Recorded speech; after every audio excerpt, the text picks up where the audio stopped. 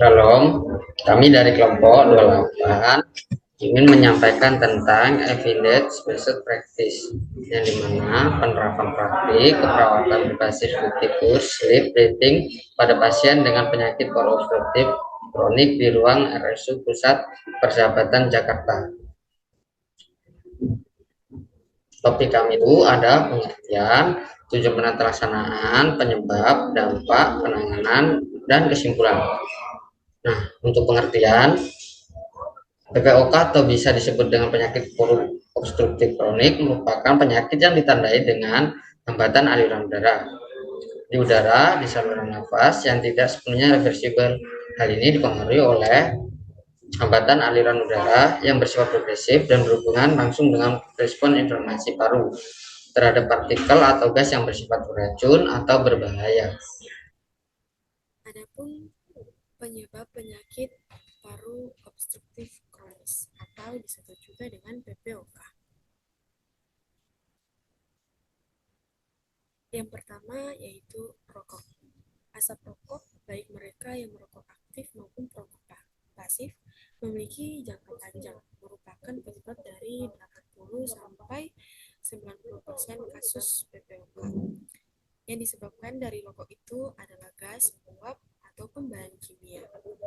Dan efek dari rokok atau rokok yang dikonsumsi akan menyebabkan penurunannya fungsi paru, sehingga terjadinya penyempitan pernapasan.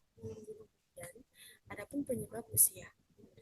Usia dapat mempengaruhi proses kerjanya paru-paru pada usia, sehingga akan terjadinya atau menimbulkan penyakitnya paru, sehingga akan menyebabkan penyakit PPOK. Penyebab selanjutnya yaitu polusi udara yang terdapat dari debu jalanan, asap dari kendaraan atau asap pabrik, dan statistik yang menyebabkan adanya penyumbatan atau kerusakan jaringan pada paru. Lalu selanjutnya pada faktor keturunan, yang dimana sebagian anggota keluarga menderita penyakit asma, statistik infeksi HIV, dan kelainan statistik yang menyebabkan kekurangan protein alfa. Yang keempat ada dampak, yaitu yang pertama dispenia. Dispenia, gejala utama PPOK, adalah penyebab utama kecacatan dan kecemasan yang terkait dengan penyakit ini. Pasien PPOK yang khas menggambarkan dispenia, mereka sebagai rasa upaya yang meningkat untuk bernapas, dada terasa berat, kelaparan udara, atau terengah-engah. Namun, istilah yang digunakan untuk menggambarkan dispenia dapat bervariasi, baik secara individu maupun budaya. Yang kedua ada batuk. Batuk kronis sering merupakan gejala pertama PPOK dan sering diabaikan oleh pasien sebagai konsekuensi yang diharapkan dari perokok dan paparan lingkungan. Awalnya, batuk mungkin intermiten, tetapi kemudian dapat hadir setiap hari. Sering sepanjang hari, batuk kronis pada PPOK mungkin produktif atau tidak produktif. Dalam beberapa kasus, keterbatasan aliran udara yang signifikan dapat menjadi tanpa adanya batuk. Yang berikutnya, pasien PPOK biasanya mengeluarkan dahak dalam jumlah kecil dengan batuk. Produksi sputum secara teratur selama 3 bulan atau lebih dalam 2 tahun berturut-turut atau tanpa adanya kondisi lain yang dapat menjelaskannya adalah definisi klasik dari bronkitis kronis. Tetapi ini adalah definisi yang agak sewenang-wenang yang tidak mencerminkan seluruh rentan bronkitis kronis. Produksi sputum yang terjadi pada PPOK.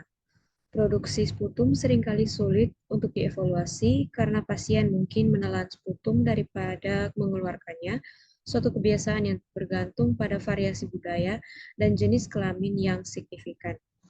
Lebih jauh lagi, produksi sputum dapat intermiten dengan periode flare-up, diselingi dengan periode remisi.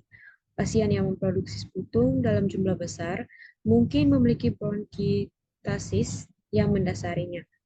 Adanya sputum purulen mencerminkan peningkatan mediator inflamasi dan perkembangannya dapat mengidentifikasi timbulnya eksaserbasi bakteri. Yang dapat dilakukan untuk mengobati gejala PPOK adalah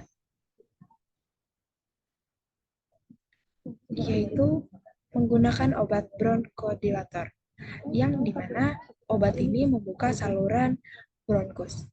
Tetapi obat ini harus selalu diawasi oleh dokter dan harus sesuai dengan anjuran dokter.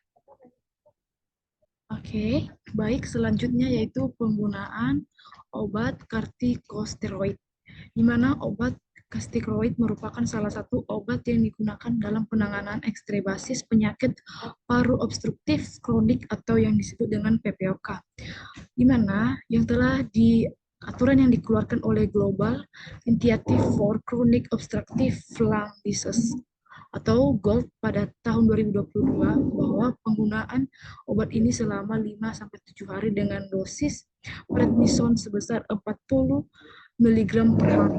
Lanjut, di mana kortikosteroid merupakan salah satu agen inflamasi yang bekerja dengan cara menghambat aktivitas enzim fosfolipase A2 sehingga dapat mencegah pelepasan mediator proses inflamasi, di mana asam arakidonat dan metabolitnya seperti prostaglandin, leukotrien, dan trombokat.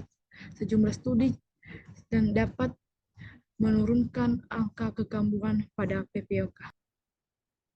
Jadi, penanganan yang selanjutnya yaitu menggunakan obat antibiotik. Antibiotik adalah jenis obat yang digunakan untuk mengatasi infeksi bakteri.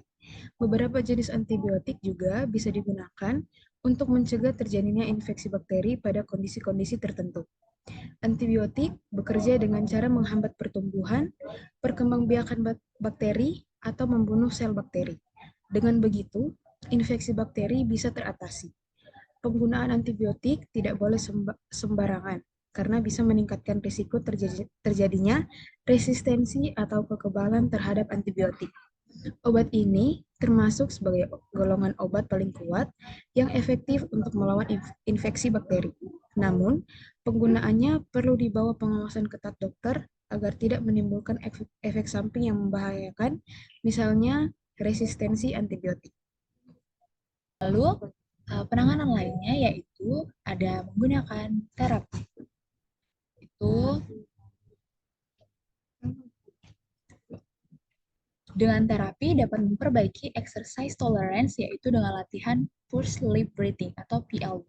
Pursed lip breathing ini merupakan salah satu terapi intervensi keperawatan non-farmakologi dan non-invasif yang dapat mengurangi sesak napas atau menurunkan frekuensi pernapasan, sehingga meningkatkan saturasi oksigen dan meningkatkan arus puncak respirasi, serta pursed lip breathing ini sangat mudah untuk dilakukan.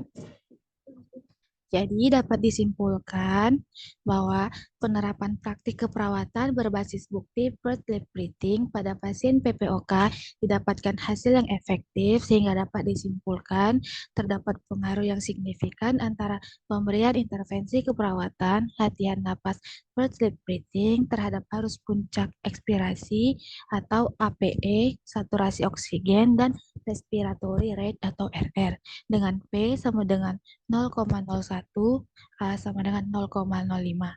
Namun, penerapan latihan napas pursed lip breathing ini mempunyai kelemahan, yaitu tidak dapat dilaksanakan bagi pasien yang menggunakan gigi palsu atau ompong. Hal ini disebabkan karena akan mengganggu tiupan pernapasan pasien pada saat ekspirasi maksimal sehingga hasil APE yang didapat tidak akurat. Oke, sekian dari kelompok kami. Terima kasih.